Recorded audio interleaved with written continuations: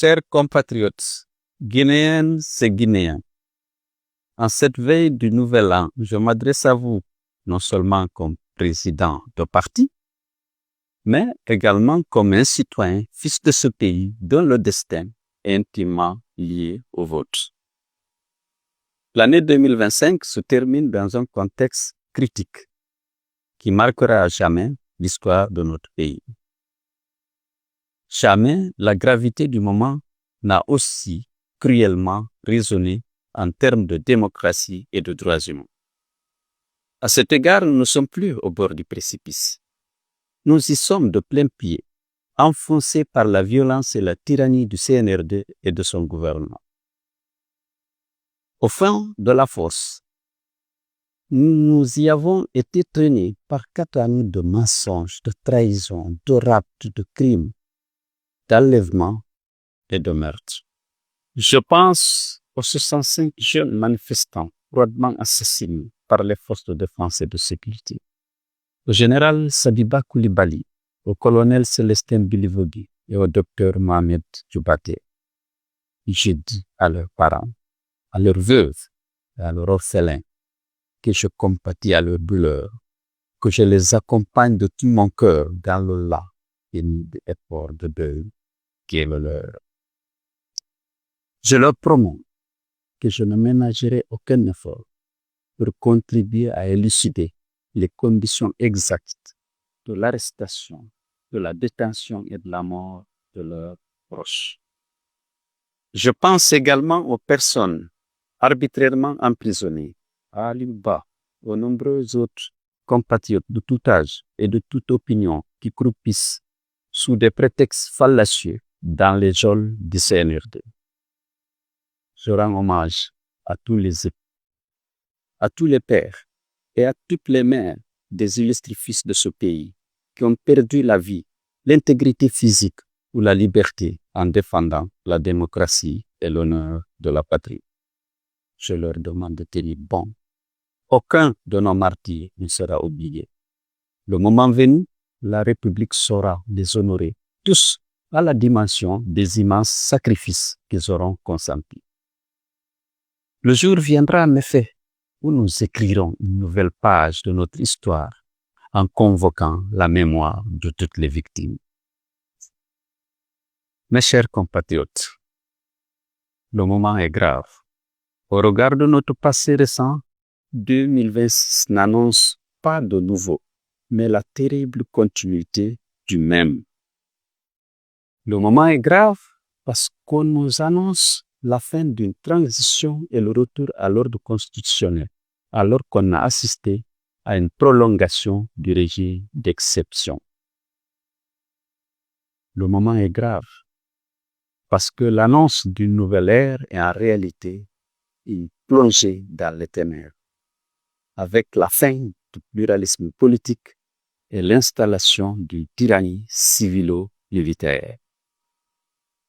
Mes chers compatriotes, le propre d'une tyrannie, c'est d'élever l'illusion au rang de foi. Nous avons été témoins d'une accélération des illusions cette année 2025. Le programme Simandouf est un miroir aux alouettes. Jusqu'à ce jour, les autorités refusent de publier les conventions avec nos partenaires dans le projet. Que nous cache-t-elle? La transparence et la loyauté envers le peuple commandent de rendre publiques toutes les conventions conformément au code minier et à nos engagements par rapport à l'ITE. Si l'on sait que notre participation dans le capital des sociétés impliquées dans l'exploitation de nos minerais est de 15%, et donc notre part de bénéfice aussi, l'on ignore tout du régime fiscal applicable à ces sociétés et les raisons pour lesquelles la construction d'un port à eau profonde à Moribaya a été abandonnée. Le peuple a le droit de savoir où vont ces ressources et comment l'argent public est utilisé. Si nous ne nous levons pas, bientôt toutes les richesses nationales seront bradés et hypothéqués à cause d'une gestion patrimoniale de l'État et de la course effrénée à l'enrichissement personnel des dirigeants. La crise que notre pays traverse n'est pas seulement politique ou économique, elle est aussi morale. Une crise où nos valeurs sont bafouées, nos symboles affaiblis et où la confiance entre les institutions et les citoyens est profondément brisée. Même une partie de l'élite disposant de bonnes informations et de capacités d'analyse indéniables n'a pas échappé à la corruption et à l'intimidation du pouvoir pour s'ériger très souvent en défenseurs chevronnés de la mauvaise gouvernance, des meurtres, des disparitions forcées, des privations de liberté et même du parjure. Mes chers compatriotes, après le coup d'État par les armes du 5 septembre 2021, nous venons d'assister à un coup d'État par les urnes ce 28 décembre 2025. Heureusement, l'UFDG ainsi que les autres acteurs des forces vives de Guinée n'y ont pas participé, ni directement, ni indirectement. Ils avaient demandé à la population de ne pas s'associer à cette mascarade dont le seul objectif était de donner un semblant de légitimité à une confiscation programmée du pouvoir par la junte. Nous nous réjouissons de constater que notre message a été largement entendu et suivi. Nous savons que les autorités ne manqueront pas de proclamer des résultats qui n'auront aucun rapport avec la vérité des urnes. Elles ne se priveront pas d'accroître démesurément les taux de participation et les votes favorables à leurs candidats. Mais tous les observateurs objectifs savent que l'écrasante majorité des Guinéens a refusé de s'associer à ce second coup d'État du chef de la junte. Je tiens à les remercier et à les féliciter pour cette attitude digne et responsable, car ce scrutin n'a été ni démocratique, ni conforme au serment de Mamadi Doumbouya de ne pas être juge et parti. Ce n'est pas un président de la République qu'on a cherché à élire, c'est un roi qu'on a demandé d'introduire. Mais qu'on le sache, on peut confisquer un scrutin, mais on ne confisque pas une conscience. On peut détourner un résultat, mais on n'efface pas la volonté d'un peuple debout. Les Guinéens n'ont jamais baissé les bras. Ils ne les baisseront pas cette fois-ci non plus. Ils savent que si le chemin peut être long, la victoire dans la lutte pour la démocratie est certaine. Le combat pour la démocratie est un combat de longue haleine. Les Guinéens qui ne manquent ni d'esprit patriotique, ni d'esprit de sacrifice sont prêts à le mener jusqu'à la victoire.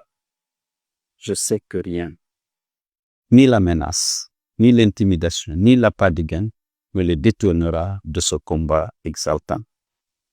Mes chers compatriotes, la seule alternative que nous offre le CNRD et son gouvernement est celle de résister ou de périr. Face à cette logique de violence, nous devons répondre par le rassemblement et la mobilisation générale de tous les Guinéens, au-delà des partis politiques, des régions et des confessions religieuses. Dans cet élan, une place de choix doit revenir à la jeunesse. Jeunes de Guinée, ne vous laissez pas raconter l'histoire de votre pays. Faites-la. Vous débordez de patriotisme. Vous bouillonnez d'énergie. En plus, vous avez le nombre, puisque les moins de 35 ans représentent plus de 70% de la population. Prenez conscience de votre force. Mobilisez-vous, organisez-vous. Occupez l'avant-scène du combat pour la démocratie et les libertés. Le pays a besoin de vous. Arrêtez de subir les arbitres du pouvoir que vous n'avez pas choisi. Mamadi Doumbouya doit partir. Celui qui a violé la charte de la transition et sa parole d'officier ne respectera pas la Constitution et vos droits et libertés que celle-ci protège. Mes chers compatriotes, comme vous le savez, l'IFDG est suspendu injustement et sans aucune base légale, avec l'unique objectif de nous faire taire et de nous exclure. Ils se trompent, car on ne suspend pas une idée, on ne dissout pas un idéal.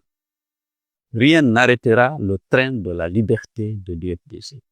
Face à l'intimidation et à la corruption, les plus fragiles, les cyniques et les opportunistes descendront du train.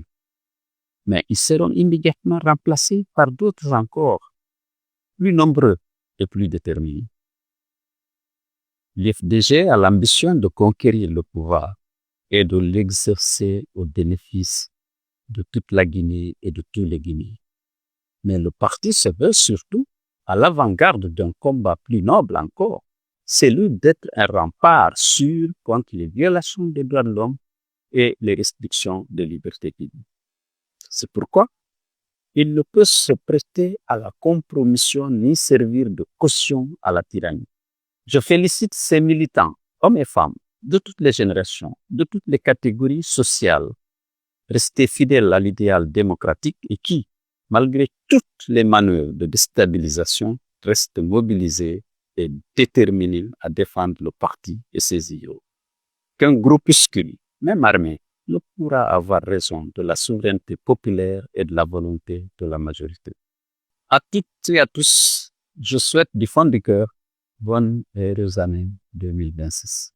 Qu'elle soit pour vous tous l'occasion d'améliorer sensiblement vos conditions de vie et de faire prospérer vos entreprises et vos projets. Qu'elle soit pour vous une année de bonne santé, de progrès et de réconfort. Vive la République! Vive la démocratie et vive la Guinée, libre, fière et indivisible.